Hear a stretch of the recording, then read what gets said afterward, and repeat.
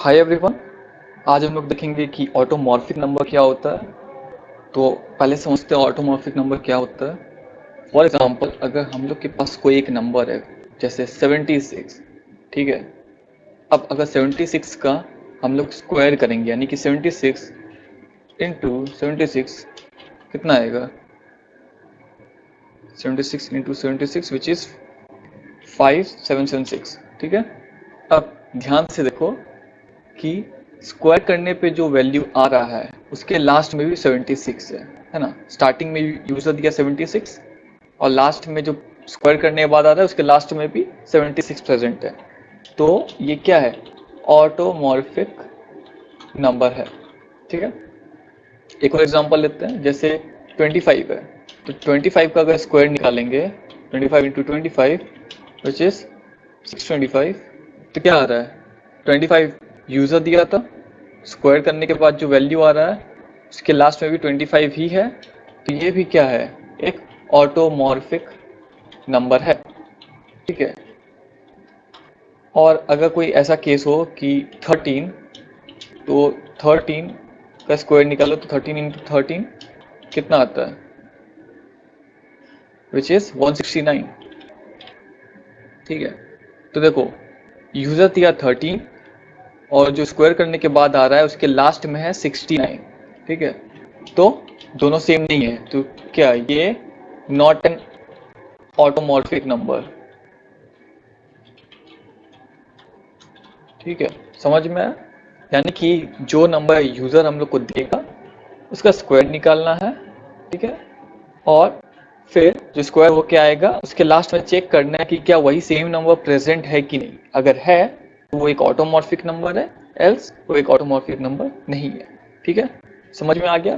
तो एम यही रहेगा, यूजर से एक नंबर इनपुट लेना है, चेक करना है कि वो नंबर ऑटोमॉर्फिक है कि नहीं और डिस्प्ले करना है। तो फटाफट कोड कर लेते हैं। Public class automorphic, public static void main string asks scanner से इनपुट लेंगे हम लोग, तो scanner equals to new scanner system dot in. यहाँ पे हम लोग एक कस्टम मैसेज दे रहे हैं यूजर के लिए कि क्या इनपुट देना है। तो हम लोग बोल देते हैं एंटर एनी नंबर, ठीक है। नंबर मिल गया तो नंबर को स्टोर करना पड़ेगा किसके अंदर? एन के अंदर। यहाँ पे हम लोग स्टोर कर रहे हैं S C dot next int को यूज करके, ठीक है। बट हम लोग स्कैनर यूज किए हैं तो उसके लिए इंपोर्ट स्टेटमेंट लिखना ही पड़ेगा। इंपोर्ट तो करना पड़ेगा ना पहले स्कैनर क्लास को, तो इंपोर्ट कर लेते हैं अपने इस प्रोग्राम के अंदर, ठीक है। इंपोर्ट हो गया और यूजर से एक नंबर इनपुट ले चुके हैं, ठीक है। पहला काम खत्म। अब हम लोग को क्या करना है? इनपुट ले चुके हैं यूजर से, अब हम लोग को स्क्वायर निकालना है, ठीक है। तो स्क्वायर निकाल लेते हैं। दो तरीका है। पहला एक मैथ डॉट पाव इसको यूज करके, जिसमें n,2 अगर पास कर देंगे तो हम लोग को ये मतलब उसका स्क्वायर निकाल के दे देगा। बट उसको टाइप पास करना पड़ता है हम लोग को इंट में, क्योंकि मैथ हम लोग को एक डबल वैल्यू रिटर्न करता है, डबल डेटा टाइप का वैल्यू रिटर्न करता है, ठीक है। तो एक तरीका ऐसा है, ऐसे करेंगे तो भी स्क्वायर मिल जाएगा, ठीक। या फिर अगर ऐसा नहीं करना है, सिंपल n इंटू एन, ठीक, ऐसा भी कर देंगे तो हो जाएगा, क्योंकि स्क्वायर तो निकालना है अपने को, ठीक। अब स्क्वायर निकल गया। अब स्क्वायर होके हम लोग को एक वैल्यू मिला है स्क्वायर के अंदर। अब हम लोग को चेक करना है कि उसके लास्ट में क्या सेम वैल्यू प्रेजेंट है कि नहीं है। कैसे करेंगे ये? इसका एक सिंपल सा तरीका है। इस वाले का लास्ट डिजिट निकालो और जो यूजर का नंबर है उसका लास्ट डिजिट निकालो और चेक करो क्या दोनों बराबर है। अगर दोनों बराबर है तो नेक्स्ट डिजिट में जाओ। नेक्स्ट डिजिट में फिर ये 7 को चेक करो, फिर इधर का 7 को चेक करो। ये दोनों भी बराबर है तो इसके नेक्स्ट में जाओ। कब तक? जब तक ये जो यूजर दिया है वो वैल्यू 0 ना हो जाए, या वो वैल्यू जब तक खत्म ना हो जाए, ठीक है। तब तक चलाना है, तब तक चेक करना है। अगर उस बीच में, अगर मान लो यहाँ से हम 3 निकाले और यहाँ 9 आ गया, दोनों बराबर नहीं है, तो वहीं पे बोल दो कि ऑटोमॉर्फिक नहीं है, क्योंकि एक भी गलत आता है यानी कि वो हो ही नहीं सकता ऑटोमॉर्फिक, ठीक है। तो हम लोग कैसे करेंगे, एक एक डिजिट एक्सट्रैक्ट करना है, ठीक है। तो एक एक डिजिट एक्सट्रैक्ट करने का एक तरीका था ना, वाइल लूप चला के। अब वाइल लूप के अंदर हम लोग बाद में लिखेंगे कंडीशन, पहले वाइल लूप में चलाएं, एक एक डिजिट निकालना है। कैसे निकालेंगे, डिजिट निकालने के लिए हम लोग ऐसा कुछ कर सकते हैं, देखो ऐसा कुछ लिख सकते हैं क्या, इफ अगर मेरा n जो ये वाला नंबर है उसको अगर हम मॉड कर दें 10 से तो एक वैल्यू मिलेगा।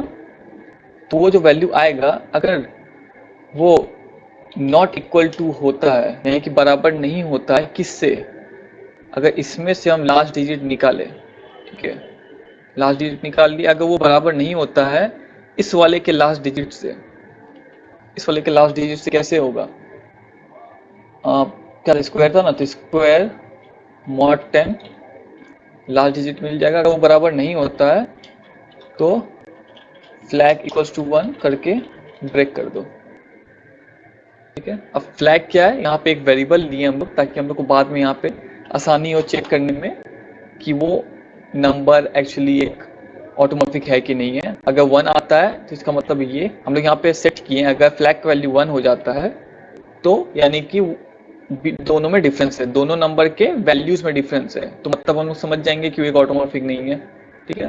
तो उसी हिसाब से यहाँ पे हम लोग लिख लेते हैं। अब यहाँ पे फ्लैग क्या है, फ्लैग एक वेरिएबल है, तो हम लोग को यहाँ लिखना पड़ेगा फ्लैग इक्वल्स टू 0, स्टार्टिंग में 0 सेट कर रहे हैं, ठीक। और यहाँ पे हम लोग लिख लेते हैं फ्लैग अगर बराबर होता है 0 के तो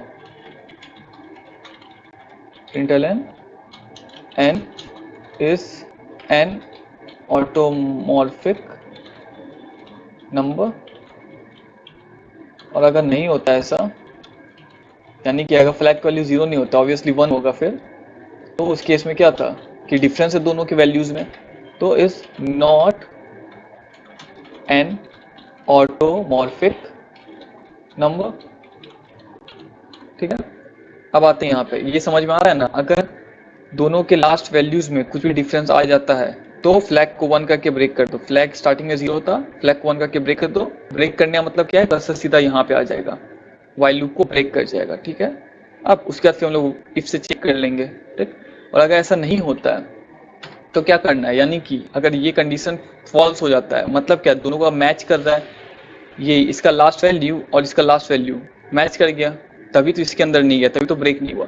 तो उसके बाद फिर क्या करना है, हम लोग को जो n का वैल्यू है n/10, यानी कि जब लूप दोबारा ऊपर जाएगा तो उस केस में 76 नहीं भेजना है, उस केस में फिर सिर्फ 7 भेजना है। तो वही 76 में से ये 6 को हटाने के लिए हम लोग ऐसा किए n = n/10, n/10 slash question देता है, तो जो भी नंबर है उसको 10 से डिवाइड करेंगे तो जो भी क्वेश्चन आएगा वो ऊपर जाएगा। तो इस केस में 76 को अगर हम लोग डिवाइड करेंगे 10 से तो वो 7 बार में जाता है, तो क्वेश्चन 7 निकलता है, तो फिर 7 लूप के ऊपर जाएगा, ठीक है। और सेम चीज हम लोग को स्क्वायर के साथ भी करना है, तो square equals to square slash 10। अब इसको हम लोग शॉर्ट में भी लिख सकते हैं, ठीक है, कुछ इस टाइप से। अगर हम लोग लिखना चाहें n/10 ऐसा लिख सकते हैं, और इस वाले में भी स्क्वायर स्लैश इक्वल्स टू 10, ठीक है। दोनों कंडीशन, दोनों तरीका सही है, ठीक। ये हो गया। अब यहाँ पे क्या दें, देखो चेकिंग हम लोग इसके बेसिस पे कर रहे हैं, ठीक है। तो हम लोग को यहाँ पे कंडीशन क्या देना है, हम क्या बोले थे कि अगर 76 चेक करते करते अगर खत्म हो जाए तो उसके बाद फिर आगे चेक नहीं करना, यानी कि जो नंबर यहाँ पे है वही नंबर यहाँ पे मिल चुका है हम लोग को, ठीक है। तो बस कुछ नहीं, यहाँ पे फिर हम लोग को यही चेक करना है कि जब तक मेरा n ग्रेटर है 0 के तब तक लूप को चलाते रहो, ठीक है। अगर एक भी बार में कहीं पर भी डिजिट अगर नॉट इक्वल हो गया तो फ्लैग 1 करके ब्रेक कर जाओ, और ब्रेक करेगा तो फिर यहाँ पे ये कंडीशन चेक हो जाएगा। अगर 1 होता है फ्लैग तो एल्स वाले पार्ट में आ जाएगा, नॉट एन ऑटोमॉर्फिक। अगर 0 रहता है तो इज एन ऑटोमॉर्फिक नंबर, ठीक है। ट्राई कर लेते हैं। एंटर नी नंबर 76। अब यहाँ पे क्यों हो रहा है 0 इज एन ऑटोमॉर्फिक नंबर, अब वो इसलिए हो रहा है क्योंकि यहाँ पे ध्यान से देखो n = n/10 हम लोग कर रहे हैं, इसका मतलब कि n का जो वैल्यू है वो लास्ट में 0 ही हो रहा है।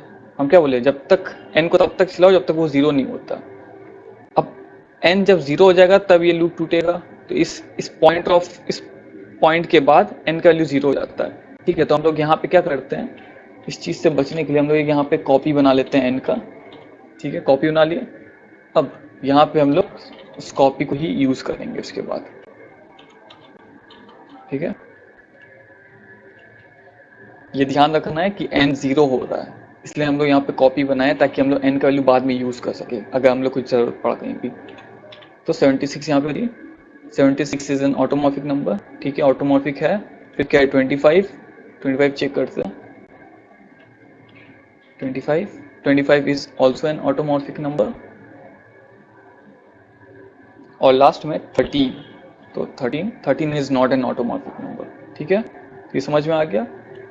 ये था ऑटोमॉर्फिक नंबर निकालने का तरीका जावा यूज करके। ठीक है, अब अगर आप लोग को ऐसा ही सेम प्रोग्राम और भी सॉल्व करना है तो आप मेरा ये प्लेलिस्ट एक्सेस कर सकते हैं। ये है कॉमन जावा प्रोग्राम्स का प्लेलिस्ट, इसमें हम जितना भी बेसिक प्रोग्राम्स है वो हम डाल रहे हैं एक एक करके, आप चेक कर सकते हैं। अभी इसमें करेंटली इतना है। जब तक आप ये वाला वीडियो देख रहे होंगे तब तक इसमें और आ चुका होगा, आप ट्राई कीजिए अगर आपको कुछ और सॉल्व करना है तो। ठीक है, और कोई भी डाउट हो कमेंट कीजिए। ठीक है, हम हेल्प करेंगे आपको आपका डाउट क्लियर करने में। ठीक है, चलिए, थैंक यू।